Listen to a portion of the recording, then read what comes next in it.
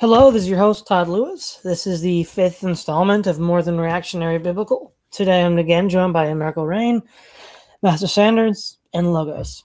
So, to start off, one of the things we should talk about is that we have the biblical data on this issue. And the biblical data begins with Deuteronomy 6.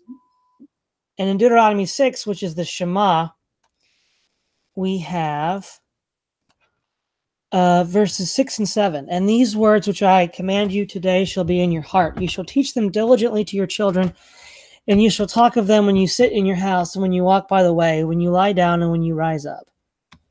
You shall bind them as a sign on your hand, and they shall be as frontlets before your eyes. You shall write them on the doorsteps, the doorposts of your house, and on your gates. And the Apostle Paul in Ephesians 6 writes that, beginning in verse 5, bondservants, be obedient to those who are your masters according to the flesh, with fear and trembling and sincerity of heart as to Christ, not with eye service as man pleasers, but as bondservants.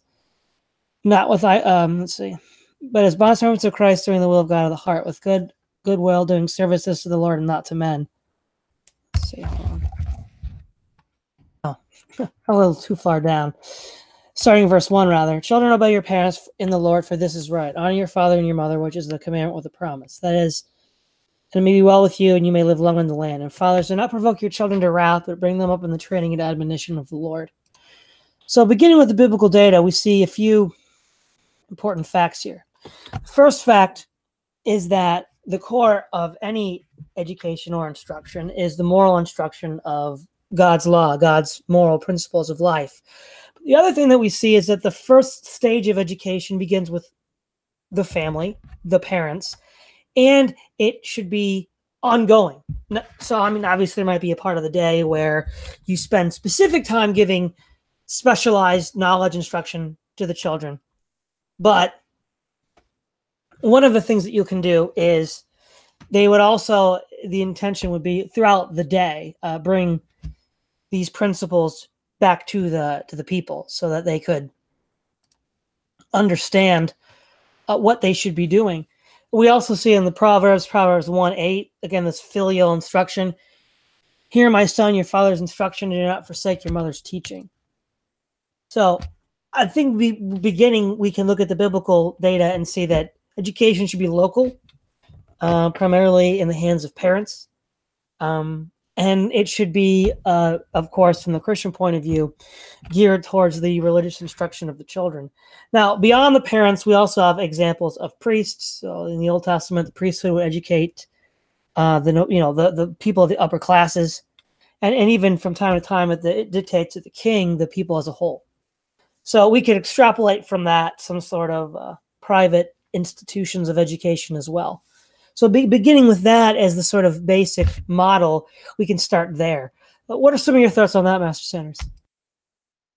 Indeed, that's often been the case throughout history, or at least more specifically within cultures that embrace biblical religion. Now, what I would define biblical religion is are sects and, I guess, broader religious groups that are focused primarily on the reading of Scripture, or at least claim to derive their beliefs from the authority of Scripture.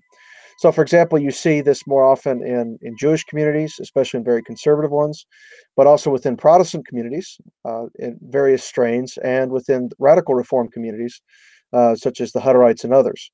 And basically, there is an incentive for instruction, especially in the area of literacy, in order to read the Bible. So, again, young men within a Jewish context, and in some more reformed, more liberal Jewish sects, women are trained at least to read Hebrew on a certain level, although to what extent varies with community to community and with differing situations. But that is something that's very much ingrained within Jewish tradition. Of course, with the Reformation, there was a great emphasis upon education and literacy within Christian circles in order to read the Bible, and of course, the Bible being the source of authority for moral, for spiritual, and other instruction. Going back to this sort of Jewish and more specifically Old Testament tradition of education was very much insisted upon within these communities. And I'm not quite sure, you may be able to correct me on this, Todd, but I believe even some some sects of Hutterite communities have been actually able to, in Europe, have been sources of education for even non-Anabaptists as well, because of the ability, their reputation for being quite thorough and excellent in their educational practices.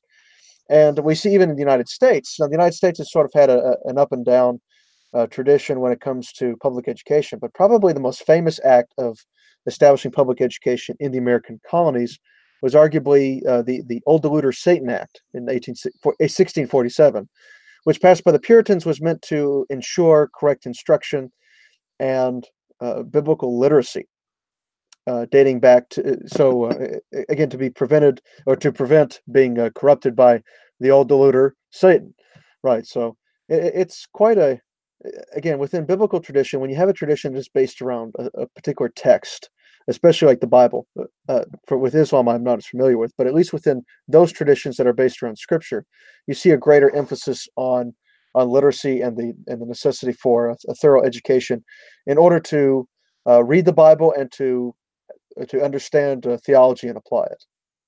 Yeah, that's exactly the case. I mean, one of the things that really can't be overestimated is for the first 250 years of settlement in the United States, beginning with Jamestown, the Bible really was the singular cultural fixture in the entire country. Not just in education, but everything was filtered through the Bible. It wasn't until the late 19th and early 20th century that, in a practical sense, people began to move away from that. And the desire that people should read it was definitely a very strong indication of literacy, because you needed to be able to read the Bible. But the other thing that needs to be pointed out too is that this sort of primarily religious pedagogy that we see with the Jews post 70 AD and the Protestant peoples in general, with Reformed and Anabaptists more particularly, does not lead to a diminishing in the sort of technical practical arts. In fact, it's well known that the Jews and Protestant nations like Germany, England, and the United States are world leaders in innovation and technology. So not only is this foundation limited to the religious instruction, it lays the groundwork for frankly the modern world. The modern world as we know it was pretty much born in Holland and England with their reforms in trade and commerce, but all of which needs literacy. You cannot have an economic modern society with people that can't read. And if people can't read, you can't trade like that. So it's no surprise that Holland, England, and the United States, because of their extremely high literacy rates, were world leaders in these kinds of technologies and innovation. So it's not just suitable for religious moral instruction, it's also a prerequisite for other sorts of more mundane secular activities. Do you have any thoughts on that, Logos? Yeah, I mean, where to begin? This is such a complex topic.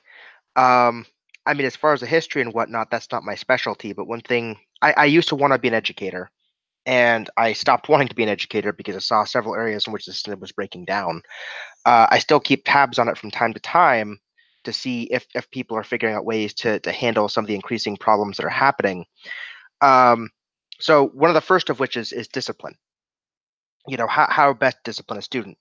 It used to be that educational systems had corporal punishment for children, and teachers were allowed to be more like authoritarian. Spare the rod, spoil the child, and all that. But that quickly went by the wayside. But what they're finding is there's tons of discipline problems happening in schools all over the country, especially in poor communities associated with gang and crime. I just read a paper in Quillette where a teacher documented their experience with like 3 different schools in New York and how they had these disciplinary problems at several junctures in these schools.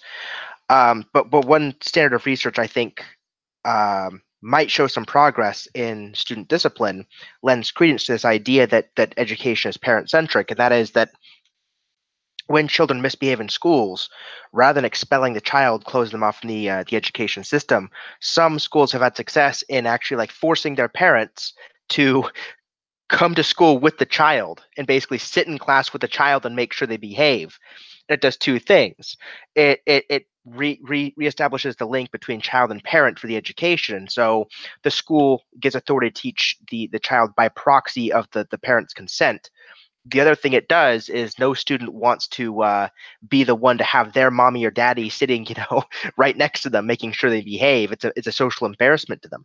And so, without using violence or anything like this, it's a way to use very, very primal human urges and instincts about socialization and the role of parents to get children to behave in an increasingly difficult disciplinary state for these schools that they find themselves in. The other thing I wanted to note, but I don't know if we're at this point in the conversation yet, but something that struck me is as far as education being localized and how it should be moral centric and so on and so forth. One problem I'm seeing with this is education is getting increasingly more complex. It seems like every year we are adding on vertically to our body of knowledge, and there's just more and more and more and more that somebody should know before they enter a graduate program in college or upper undergraduate program in college to write the research papers and so on and so forth. And it seems like it's getting really, really hard to find time to teach that to children in high school and elementary school if education is going to be morally centric. Now, that doesn't mean that I think that morally centric education is wrong. I'm just noting that there's a conflict between um, increasingly technocratic capitalist systems that are emphasizing things like statistics, AI, computation, very, very advanced scientific things. This urban, highly technical economy is coming at odds with decentralized educational values, and these are running up against time constraints. Basically, you don't have time to teach children everything. So how do you make sure they don't grow up in poverty? How do you make sure they're successful while instilling in them good values that you should instill in them? So I personally was homeschooled, like I believe Todd was, and so we grew up with these values instilled in us, so to speak, and we did so pretty well in our basics, bread and butter, math, reading, writing, arithmetic, so on and so forth. But basically, now that I've gotten to college, I've seen some of the upper level stuff going on in economics and mathematics and so on and so forth. I'm seeing every year just like volumes of knowledge being put in, and I've been privy to some discussions at the economics department at the institution I'm in and so on, where they limit regularly. How do we ensure that people know the basic math they need to catch up in these topics? They're coming in with a dearth of calculus knowledge, they're coming in with a dearth of algebra knowledge, and so on and so forth. And so this really is becoming a problem that we're going to have to solve because the system is at war with itself. Yeah. Why don't you keep your mind on that, because we'll go back to that later, but there's some things I wanted to cover before we get to that particular issue. The other thing that this is related to something that you were interested in, Anarcho, is with the creation of a sort of compulsory public school education system, ostensibly in order to make sure that everybody gets educated and doesn't get left behind as if they would in a private system. Or the problem, well, first of all, the problem is that before we had a public school system, the United States had the highest literacy rate in the world, around 90%, in around 1800, 80 to 90%. So clearly people weren't getting left behind before the public school system. And in actual fact, what ended up happening is that the quality of education has gone down. People forget this, but the book Johnny Can't Read came out in the mid 1950s. So we were already seeing then a tremendous decline in people's reading skills, critical thinking skills, reasoning skills. And in part, some of this has to do with indoctrination, and other parts of it have to do with lack of competition.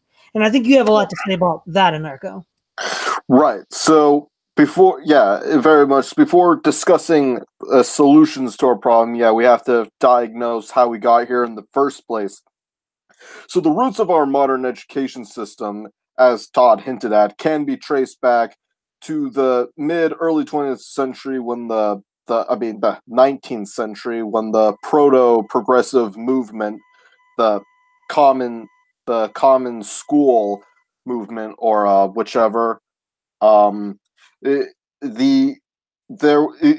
basically the model where that came from. It comes from Prussia, which was a very technocratic, somewhat militarist society, whose aim was basically to mold individuals into their various roles in society, whether you were to grow up to become an industrial worker or a soldier or a bureaucrat or even an artist or a poet of some sort. The education system was there to just craft you and make you this, this little unit to fit into society, to fulfill your economic and social role for the good of the community. As such, there was, because this was technocratic, it would de-emphasize things like cultural and historical teaching to focus more on the skills you would need to be a good little worker in the evolving capitalist industrial landscape. And this was furthermore compounded by the pragmatists like John Dewey and Charles Peirce, who are far more focused on how ideas led to the greater utility, utility for the larger society than it would a sort of spiritual revival with the knowledge of one's culture, religion, and history. History itself would become so relegated to obscurity. I mean, until recently, it used to be taught by gym teachers just as a means to fill out their day. It wasn't even considered a discipline worthy enough to have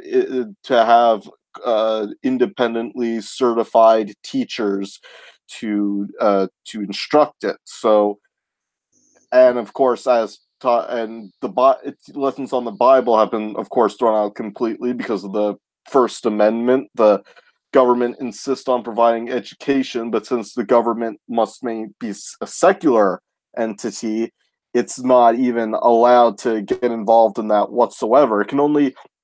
The only time the government is allowed to teach about religion is in its effect on society, and that's pretty much the only time it can teach the tenets of any religion.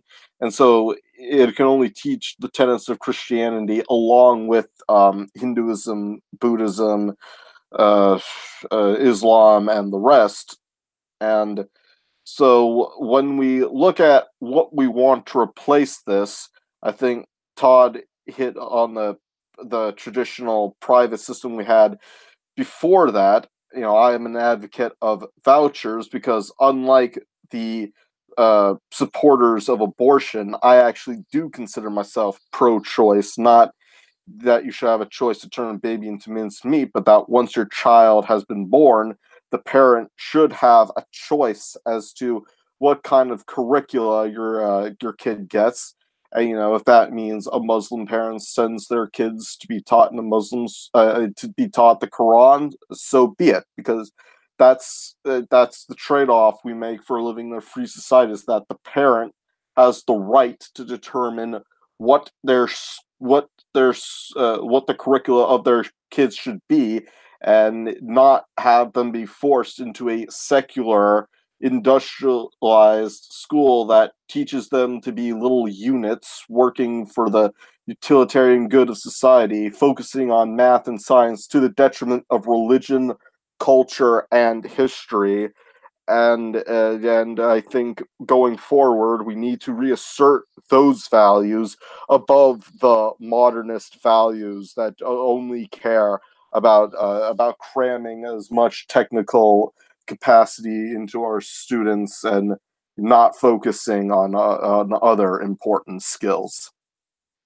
Exactly. I forget exactly where, but in C.S. Lewis's The Abolition of Man, there's an interesting section where he's discussing with one of the teachers of a new curriculum that was being rolled out. I'm assuming this is in the 30s or 40s.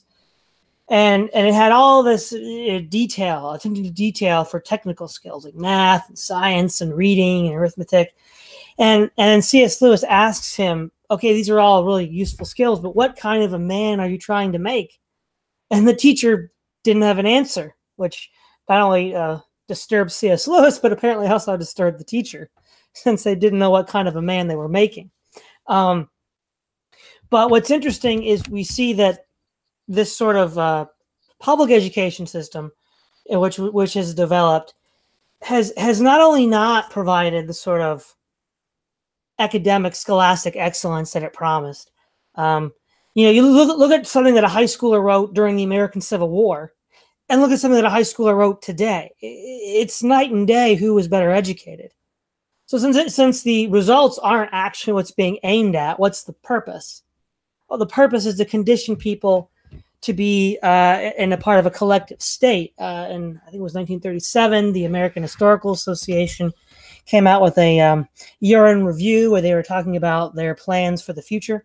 And they said, yeah, we want to educate people to get rid of individualism and laissez-faire and competition and all this stuff, to socialize them in order to have a socialist state.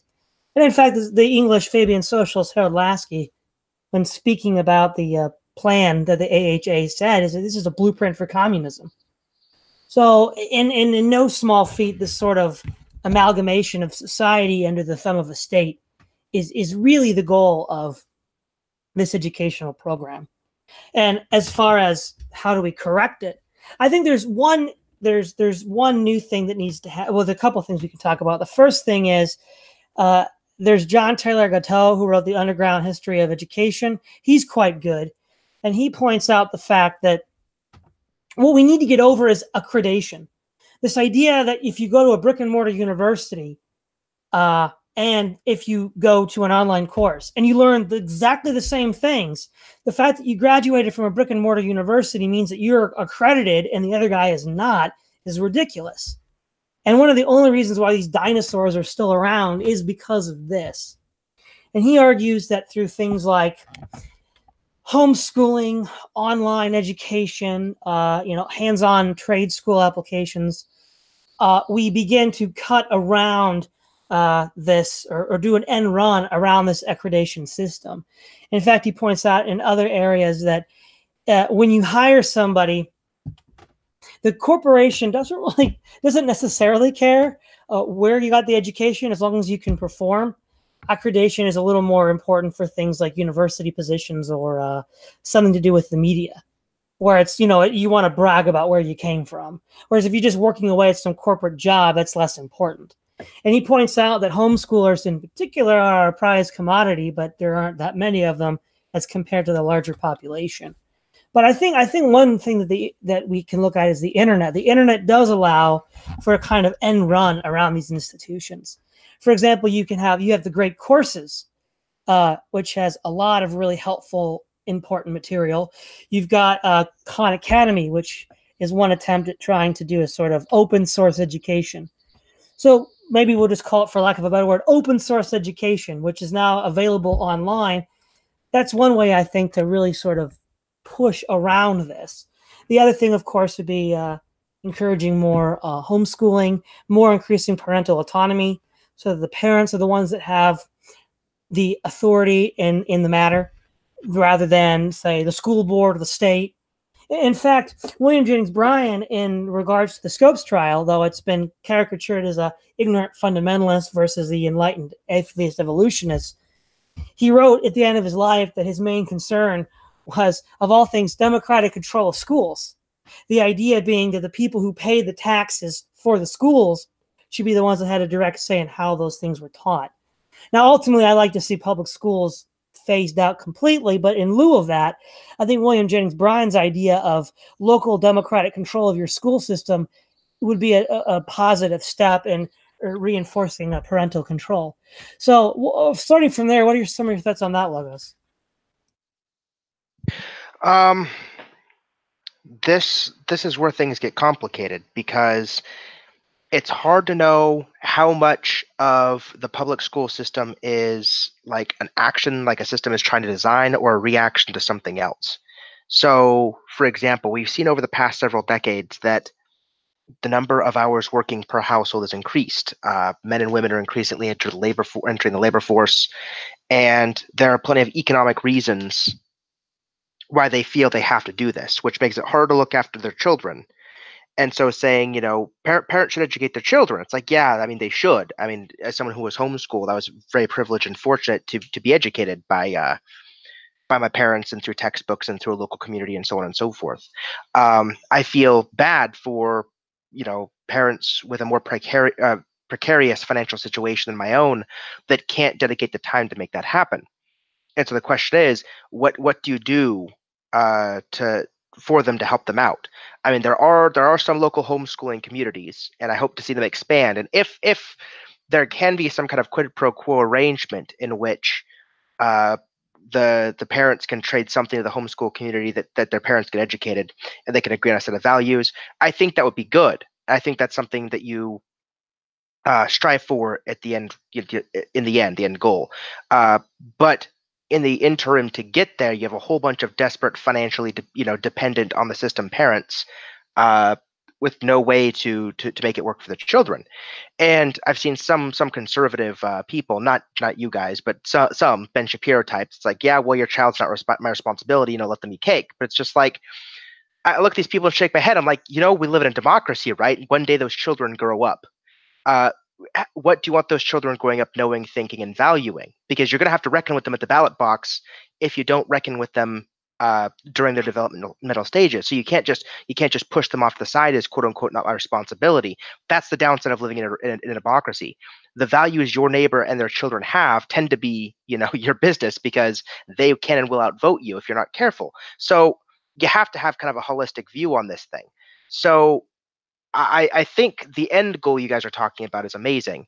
It's the steps getting there. What do we do a year from now, 2 years from now, 10 years from now, to start working through there and make sure that you don't have a whole generation of people in the interim as the transition happens, basically cut a loophole and left behind this state of education. I guess that's my main concern.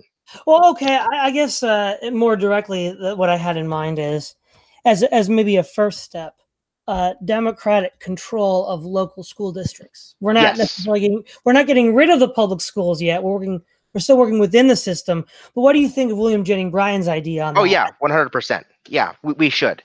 One of my main gripes with public education, one of the reasons why I was going to be in K through 12 but decided against it, is increasingly we see both budget allocation and power moved from PTA boards and parents and local bodies to more and more increasingly disjoint bureaucracies, like a quote unquote superintendent of insert state X's public schools. It's like, well, that superintendent guy is not exactly held liable to my community, which locally funds the taxes, right? So why does this dude get to have all this authority over how my school operates?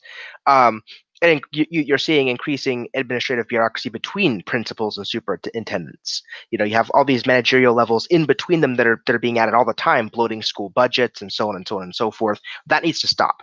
I think you're right. Locally, on the interim, parents do need to start having more control. But also on the flip side, in this paper I read for Quillette, the problems are local and in some cases do start with the parents. So I guess to pose a question to you, this is something I've been thinking about and having to wrestle with myself. I wonder what your thoughts are on it. What do you do when the problems with local disciplinary behavior, problems, lack of willingness to learn, and so on and so forth, starts with the parents? So you have like poor parents, often involved in crime gangs, whatever themselves, low literacy. They don't value education. They don't teach their children to value education, so on and so on and so forth. And so their lack of educational values then bleed over into their children. And so if you give autonomy basically just to the parents that don't value these things anyway, I don't think that's going to be great for the kids. Now, again, we can't fix everybody's problems. Everybody's children can't be our responsibility. But on the flip side, like I said, also, we do live in a democracy, and we do have these demographics that are very easily propagandized to, much to our detriment when they turn 18. So that's the seesaw I'm trying to balance around. Well, it sounds like, Logos, you're describing that there's a large mission field right here in the States. Yeah, absolutely, 100%. Because I would imagine that those demographics that you're talking about that don't prioritize their children's education are probably not the same demographic that would identify as religious or devoutly religious on some sort of Gallup poll. And I think that might be part of the solution, treating them as a part of a broader mission field for those that are religious and are committed to these principles to help others, part of the Great Commission. But again, you got to start where you can and then move out from there. So Master Sanders, what were some of your thoughts on this discussion so far? Yeah, I just want to speak real quick to what what Anarcho said. One of my favorite jokes is like, "What do you call a high school history teacher?" You know, coach. And that's really the sad, that's really what the sad status of our education. You know, a lot of this can be, of course, traced back to the 1950s with Sputnik and the fear that the United States was going to fall behind the Soviet Union. So you see, beginning with the Eisenhower administration forward, this push toward more of a technocratic education, one that's more toward the STEM fields. And even today, it's still felt in the school systems. That's something that's very much pushed, even in quote unquote liberal arts schools and colleges. The thing is that the purpose for a liberal arts education, or what is now increasingly called a classical education, is to not only be aware of one's own history and culture, but to have the skills needed to make wise decisions and act as a free agent in a free culture. So similarly, well, even in high school, which I too had the privilege of being homeschooled, but within my high school curriculum, I took geometry, and I was thinking this whole time, like, wait, this whole thing is not to tell me how how I can prove that two lines are parallel to each other. It's really to build up the fundamental skills that you need to use logic, even when not everything is readily available to you, or all the facts are not readily available to you. So that is something that is really very much missing in our educational system, in favor of something that is much more, technocratic and corporate. Uh, which again, it would not be an exaggeration to say that this is setting the stage for some greater level of tyranny, whether it's communist or something else, just simply to make you just a good cog in the machine, rather than someone who is aware of your culture or aware of basic logic and reasoning skills. As for the state of education, yes, I mean, I don't think anybody would truly say that education is more or less my neighbor's problem and not mine. I think most people would actually understand that there is a need for education or an educated populace on some level.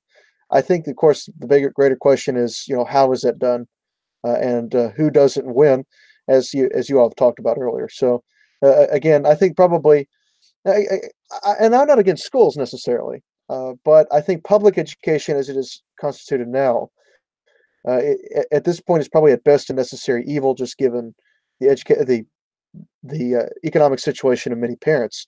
Ideally, I would have an educational model, something akin to either private schools or homeschool co-ops, which is one way that many homeschool families have actually been able to sort of get around uh, certain issues where the parents may not be as knowledgeable on certain topics, and allowing for students to have some level of a classroom atmosphere with other homeschool students. So again, yeah, there are ways to sort of get around it uh, without necessarily having to go a full public education route. But yes, if we are to have a public school system, it is best that if we have it controlled as much from the local level, so that schools can teach the children that what the community wants them to learn and the skills that are necessary, as opposed to a federally mandated STEM oriented field. Yeah. What are some of your thoughts, Anarcho?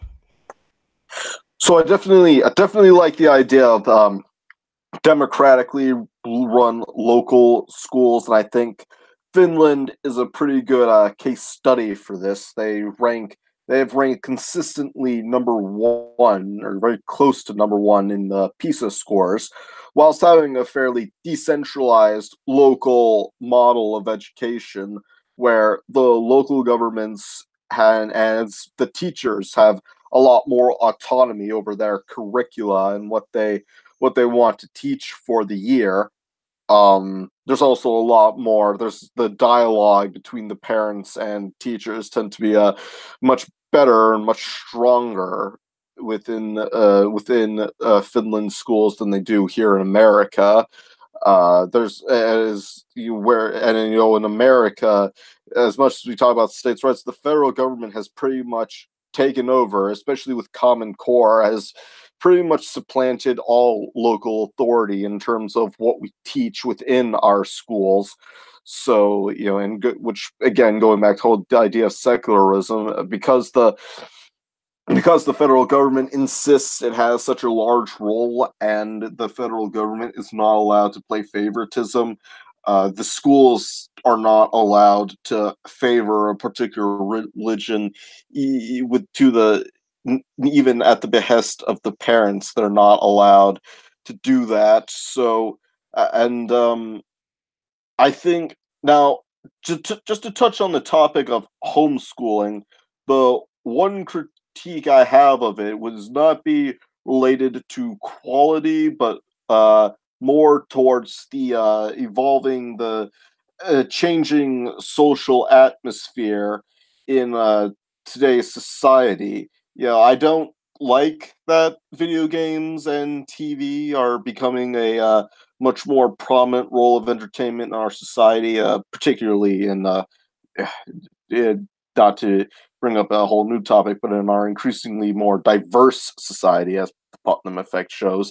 I'm getting a little bit off on a tangent, but when I bring about the homeschooling, I think as kids because it used to be back in the day, I'm sure you and Todd and Logos, when you were homeschooled, you would learn there, but then you would also go out to like the local park or whatever, like the field, or I don't know, the parlor in the day. And whoops, muted myself there. Whatever social atmosphere or social convention, you would have one of those, and you would rely on those to connect to the kids in your local community. These days, what kids do is like they'll meet at school and then they'll go back to their house and just play games and watch TV or listen to music while doing homework. That's basically this. The school is becoming a much more prominent way. It's basically directing how kids even meet these days. So if we could find a way around that, I would be much more in favor of homeschooling. I mean, what Sander said about co-ops is probably a good way around that. I would probably support something like that. And like I said, with the Finland, they rank pretty high. The kids there don't even attend school till they're 7 years old. So parents actually are used to homeschooling their kids for the first the more formative years of their life, which makes more sense at that age. How much do they have to learn? They have to learn their arithmetic, the basic science, basic reading, a little bit of history, and even Finland's a bit of an atheist country, so this wouldn't apply. But in America, if we had something like that where kids didn't attend school to age 7, they could even get some very early basic Bible lessons in from their parents. So yeah, I think that would I think, I don't know if I brought up the vouch, but I think vouchers, promoting school choice would go a long way with this too. Now, a quick word on, some people will bring up Sweden as an example of why, oh no, vouchers, they don't work. Well, again, not to keep beating the drum of diversity is not a strength, but that didn't happen. The falling pieces scores didn't take place until a certain population was just dumped into their borders. 85% of Sweden's failure rate comes from a certain group that rhymes with mushroom. And I don't see it as an indictment on Sweden, on the voucher system, that Sweden is falling behind. I think that's for a much different reason. But I do think decentralization has been proven to work in Finland. I think Singapore has a similar system as well. Granted, Singapore is more like a city state. So, but I think the more we can put it in the hands of the community and the parents and the teachers, the better off we are. Right now, we're leaving it up to public administration, public officials and administrative bureaucrats, which is not a recipe for success. Administrators just don't have the same skin in the game, as it will. They're not as invested in a child's future as the parents are or as the teachers are. Exactly. I would say, though, just to real quick answer something that Anarcho brought up, is that the concern that children would spend their time, with TV and computer games and movies. It's certainly the case that in homeschooling, it really is as good or as bad as the parent is. Some parents, of course, I know, did a lousy job. but many parents did a good job. And as far as my own experience, and I can't speak for Logos's or Master Sanders, but I assume they had a similar one. There was a multitude of extracurricular physical activities that you could do to not only network with other homeschool families, but also, get exercise and do other things like that. So certainly when I was a kid, I was out doing all sorts of stuff. So it's certainly, I think, I wouldn't say it's not a problem, but I think the homeschooling situation makes it much less of a problem. And as to another, a question I already brought up earlier, and let me bring it again to Logos. What do you think of the idea of the opportunities of using the internet as a sort of like open source education, something like, Khan Academy or you still have to pay for it, the great courses, to sort of get the same level of university education without going to the brick and mortar school? Yeah, Jordan Peterson talks about this all the time, and I agree with his assessment that the problem isn't course content. The problem is what's the word I'm looking for? Testing, basically, to put it simply. It's making sure that people understood what they claim to have watched and participated in. Anybody can say, oh, hey, I paid for this great course lecture, and they can even have their computer showing they watched, such and such hours of lecture, but they could have that playing in the background when they play video games or something else. Who knows what they've actually done until you've actually tested them and made sure that they learned what they claim they've learned. But then the other problem is you have to have qualified people to write and evaluate the tests. So the true problem is it's actually a really interesting anthropological problem, is that one of the things that universities are is they're kind of like a passing of the torch from established indoctrinated, that's PhD doctorate, you're indoctrinated into a field.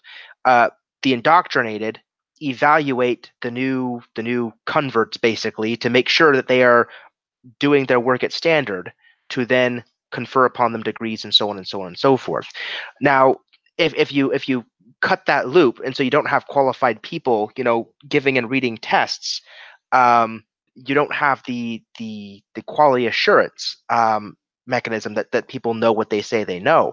But on the flip side, the problem with universities is that they've gone well beyond that basic mandate. It used to be, I actually talked with some instructors, some old ones, and back in the day, it used to be that a department might have a single administrator or two that were kind of like glorified secretaries helping the department. So if the government would have some new rules for funding or scholarships or whatever, they'd just say, hey, we're busy writing research papers and grading and teaching students. Could you look into this for us and make sure our department's on the up and up and fill up the right paperwork? And the administrator says, yeah. So it used to be that the departments would hire the administrators, and the administrators would be subservient to the will and mission of the departments. Well, what has happened is that the administrative bureaucracy, I don't know how, I'd love to do a research into exactly what the hell happened here. Now the administrative bodies have grown so big, the departments are subservient to the university's mission and the administrative body's mission, and so on and so forth. So it's completely flipped. So the problem with universities, and why they're going to die eventually anyway, is they've gone well beyond their mandate of let's have professional people experienced in a body of work, ensure the quality of new people to make sure they can accurately do the quality of work so they can go out in the world. And it's far beyond that mandate. And it can't sustain the way it's going now. So universities need to return to that. And that's what Jordan Peterson, for example, is trying to do. He's trying to get an online university. And he's trying to set up the bare minimum infrastructure so that PhDs or qualified individuals can look at these great courses or these Khan Academy things and just write and grade efficiently a minimal level of tests to make sure people know what they know and that we can send them on their way. So that's the last hurdle. Yeah, I would also say one other thing. When I was in school, my professor told me that earlier on in the history of universities, there weren't even grades. You just passed or failed. That was it. Exactly. Right. And that of course would probably facilitate moving out the goods, so to speak, right? You just pass or fail. You pass, okay, you're gone. Go out in the workforce now. And if you fail, then, and of course, if you pass or fail rather than having a grade, it's easier for a prospective employer to say, okay, are you worth it? So there's that as well. And I think also we see also on public schools, another problem is some of these places are absolute zoos. They got cops and people are dealing drugs in the school. They're shacking up in the school. I think this is another thing too. When you remove any sort of moral instruction, or at least from our point of view, positive moral instruction from schools, You also create this atmosphere which is detrimental to learning. When you say, it's, you teach, kindergartners how to use a condom. I mean, this is not a environment which is conducive for education in general. And this idea that we could have an education system that was, quote, morally, unquote, neutral hasn't really panned out. What are some of your thoughts on that, Master Sanders? Yeah, what you said reminded me of a traditional practice that some homeschoolers still use, but this was something that was used to perfect handwriting skills, but also teach moral instructions, was the idea of copybooks. So more specifically is that you'd be given a sentence or two, maybe even a whole paragraph for you to copy several times, and it was a means of improving your handwriting, giving you an example for that. But also the things that you would copy were meant to instill within the young person certain morals. There's a famous poem by uh, Rudyard Kipling called "The Gods of the Copybook Headings," and so usually that his references were to, or the idea of the gods of the copybook headings were references to simple moral instruction, maxims that seemed simplistic, but things that were drilled into children's heads as you wrote them. Now, obviously, the moral of the gods of the copybook headings were people that were looking for newfangled, modernistic approaches to morality that usually would end up in disaster. And so his point was that the traditional morality that was found in some of these were the best ones of all, and were the best sort of morality that could be conducive to a functioning society. So things such as, if you don't work, you die. The wages of sin is death. At least I remember in my case, there was one I did that I remember from George Washington, says it's better to be alone than in bad company. Things like that. And there were ways that moral instruction could be intertwined with practical instruction, such as handwriting and other things like that. So when one has been, they are not necessarily mutually exclusive, but the fact, as you mentioned, when there no moral instruction is at all in favor of this sort of bland, non-denominational, modernistic, neutral approach, the results are often more detrimental to practical learning than just to moral instruction. Exactly. Do you have any thoughts on that, Anarcho?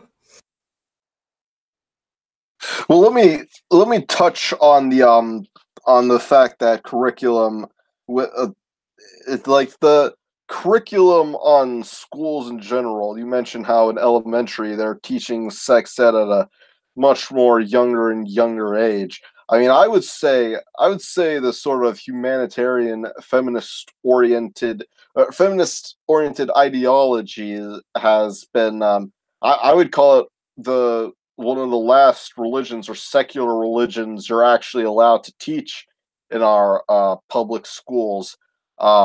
It's a conversation that becomes increasingly more infuriating when we get to colleges, and then you hear liberals want the government to not just subsidize, but just pay for your college, and even some would even go as far as Denmark and pay you to go to college after they pay your entire tuition, because of course, what do they have to lose? There isn't a course that turns out conservative students. The best you have is theology. That doesn't just teach Christianity, and even then, like, it's, you don't see like rabid pro-life activists or rabid or like anti-gay marriage activists coming out of these theology courses, whereas you do see these people in all these gender studies courses and race studies courses coming out and sporting all these leftist pet issues, all joining all these leftist protests. So of course, when it comes to college, the left is all for paying the bill entirely and paying students to go to college, because to them, they get free activists out of the deal, but it's only a losing game for conservatives. So really, the whole public education system, from what I see, is increasingly turning into a leftist, secularist weapon to just convert the kids to their religion, but then you try to get into the game. They say, oh no, First Amendment, you're not allowed to indoctrinate children. When we do it is indoctrination, when they do it it's education, because reality has a liberal bias, even though just apparently apparently evolution is a liberal bias until we get to humanity, until we get to race differences. They don't seem too concerned about trying to teach all of a sudden they want to teach the alternative as the only alternative when it comes to human beings. But that's every other species, just evolution. But humanity was created all at once, by some singular force we won't call God. But I'm kind of getting off on a race realist tangent, but it's just that all of education from kindergarten to college is increasingly just becoming the new cathedrals, little local churches and professors, far from what they used to do in the past, which is actually profess the teachings of the Bible and the Lord, are now professing the revelations of bell hooks and other various prophets of the good feminist word. Yeah. One topic that I think would be important to end with is the importance of critical thinking and logical training. So again, looking at, I think there was a high school exam, the Kansas high school exam, 1890 or whatever it is. And, you can look that up, and I've looked at that and I'm just like, well, except for the history questions, I probably had failed the exam. And it's like, they had so much higher standards, 130 years ago. But what's interesting is the idea of critical thinking. The foundation of classical education, which is now assuming a revival in some circles of homeschooling, and even non-homeschooling, like private schools, is the idea that you need to think critically and rationally. So for example, in a classical education, you would read a text from the Bible or a text from some, Greco-Roman epic, and then analyze the moral decision made by that individual and say, did he make the right decision? What was the person's motivations? What should he have done? What would you have done? And so you're not regurgitating what the teacher taught you without thinking for yourself.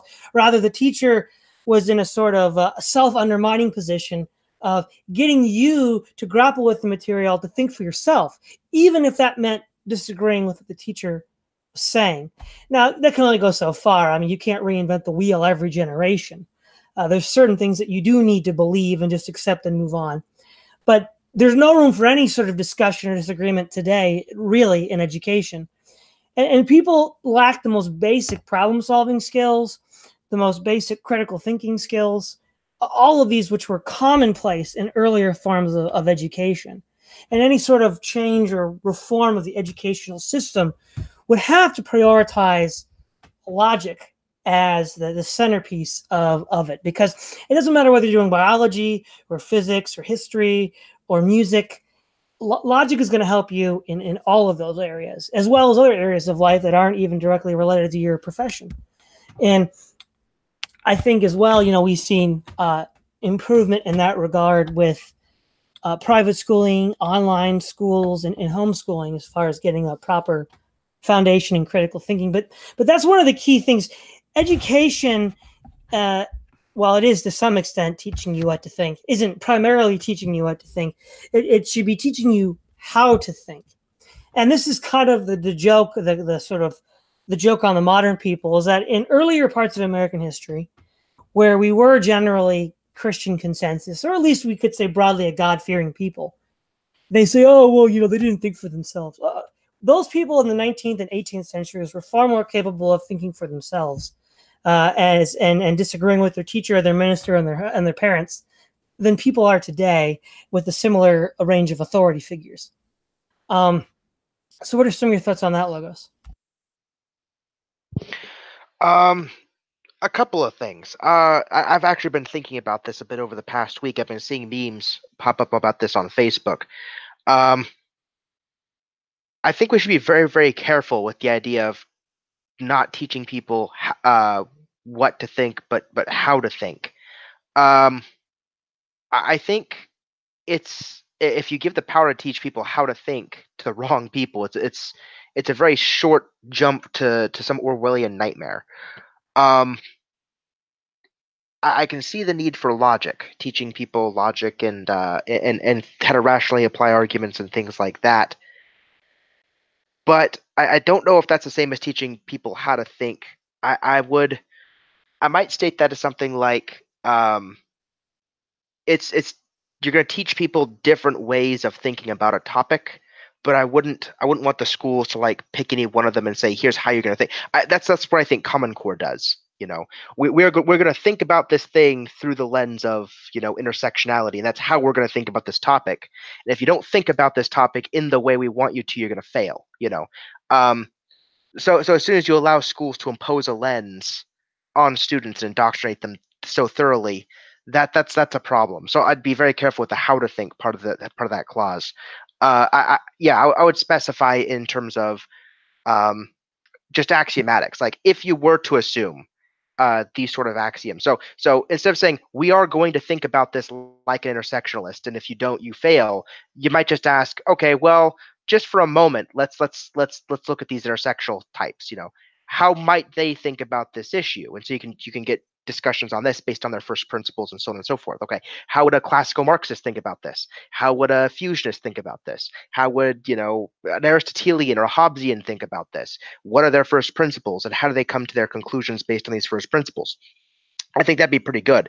So instead of teaching people how to think about things through a particular lens, um, you instead teach people what their own lenses and biases look like. So they can identify their own first principles, and so they can know when they're being taken advantage of, because people really don't know until they're like shocked. So that's one thing, and then two, they can identify the first principles of their opponents, predict arguments, and have a much better bulwark against certain tactics that are all too prevalent today, I think. So that's my knee-jerk reaction to that. Yeah, I would largely agree. I think you slightly misunderstood when I said how to think.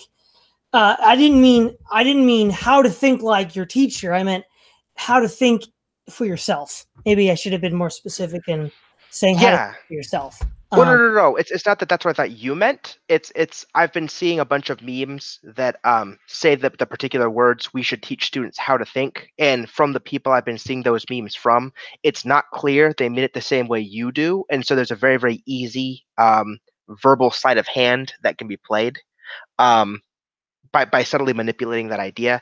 I just wanted to make clear my concern that there was that way of moving it. I don't think you think that way. Oh, okay, good. So what are some of your thoughts on that, Master Sanders? I'm not sure if I could add a whole lot to this particular section. I actually had a thought there for a moment, but I lost. But yeah, I'd say that from my experience, again, when I took geometry in high school, and again, it kind of showed me, again, not what you were more like you were talking about, Todd, was not so much what to think, but how to think. And so once I had my first sets of principles, axioms and things of that nature, then I could prove something. I could prove again that these two lines are parallel, or that this angle is a right angle, or what have you, based on the skills that I learned in previous theorems and proofs. So I think that's more or less what you're getting at. What you say? Yeah, exactly. So yeah, what are some of your thoughts, Anarcho?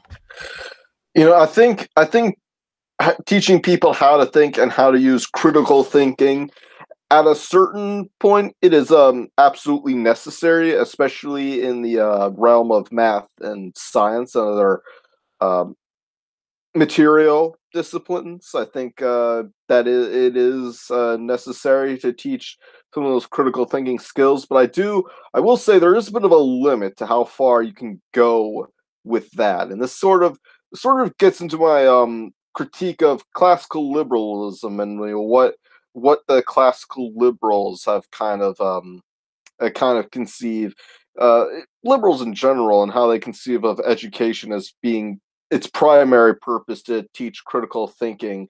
And my problem is that it relies on this conception of man as the rationalist Ubermensch that can take in any information, and through this perfect, like this tabula rasa model where education has perfected his ability to rationally and critically examine all evidence, they can come to a the most rational conclusion possible. I think that's a little bit of a fantasy, and I think we've I think the ultimate result is that people just end up deconstructing every part of their society and their history and their culture. I think questioning parts of your culture and your history, historiography, as that's called, can be, to a certain extent, it's a little bit of an advanced skill, and one you can learn by, I would say, high school. Maybe by the end of middle school, it's a good skill to start developing. But I think definitely early on, young kids should not be too should not be taught like that sort of critical thinking, and how to things, so early on. I think presenting a narrative about our history and our people, and then later deconstructing it is probably the best model to go. Because I do agree with the general idea of teaching kids how to think, teaching multiple perspectives, and how people come to those perspectives. It is a very important skill for adults to have. I think the only question is, when do you teach it, and how do you not go too far with that, where you basically lead kids to just continuously deconstruct and deconstruct and deconstruct until they have nothing, they have no like first principles or no basic tenets to grasp onto. I think you would almost end up, I think, as Blackjack put it once, you end up with a society full of the amazing atheists, which is not a society I want to live in, just personally. Well, I would actually totally agree. Critical thinking skills should be taught at the age-appropriate level, and since people have different levels of mental development, earlier or later would be dependent upon the student. You need to have a basic range of skills first before you teach them to, because they won't be able to effectively analyze things for themselves if they haven't been first given through some sort of rote education the basic skills that you need. Now we're about out of time, so I think we'll end with closing remarks, and so we'll begin with you, Logos.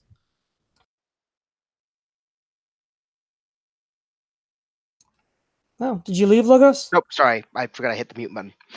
Yeah, I think I said mostly what I wanted to say on the topic. I think this is a pretty holistic conversation. The economic predicament parents find themselves into was discussed. The need for increasingly higher trained people as the economy gets more technical. I think that was brought up. The strain this is putting on our ability to try to teach people, basic moral values that let's coexist as a society. I think that was touched on well enough. So I think most of the conversation speaks for itself. I have nothing really to add.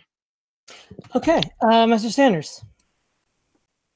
Yeah, I would just say that probably agreeing with something that you put on earlier.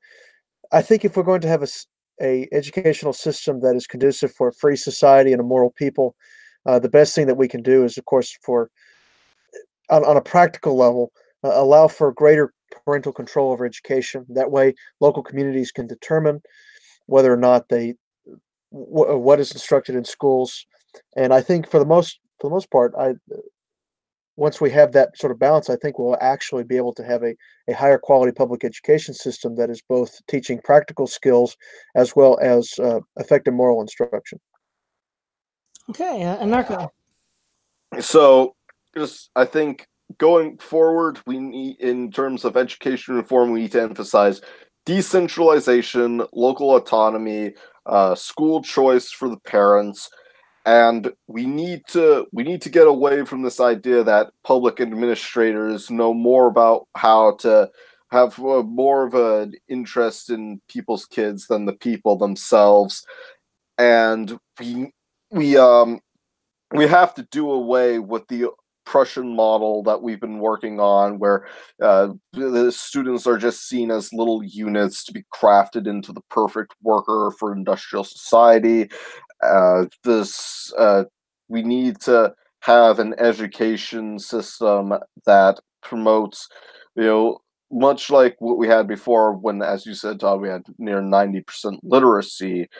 We need to start picking up on some of the things we took for granted before, and we need to re-emphasize an education system based just around the needs of the kids as well as the adults and the teachers, and those are the forms we need to emphasize. Because right now the secularists are just, the new cathedral has taken over education and just using it to turn kids into either activists or perfect capitalist workers, which is ironic given that most of the left is not even for capitalism, nominally speaking, though that gets into a whole nother debate. I would say the right and the left are both beholden to the materialist ethos of capitalism, and the education system reflects that. We as traditionalists need to fight against that and promote an education system which emphasizes cultural, historical, and religious values just as much, if not more so, than the materialist values and technical capabilities that our current education system is focused on, just getting kids ready for the workforce. Kids are not little drones to be turned into the perfect worker bees. They are individuals that need to be crafted into using their mental capacities to promote the society of their ancestors and their parents, basically. Okay. Thanks everybody for coming on. This is Todd Lewis of the Praise of Folly podcast, signing off.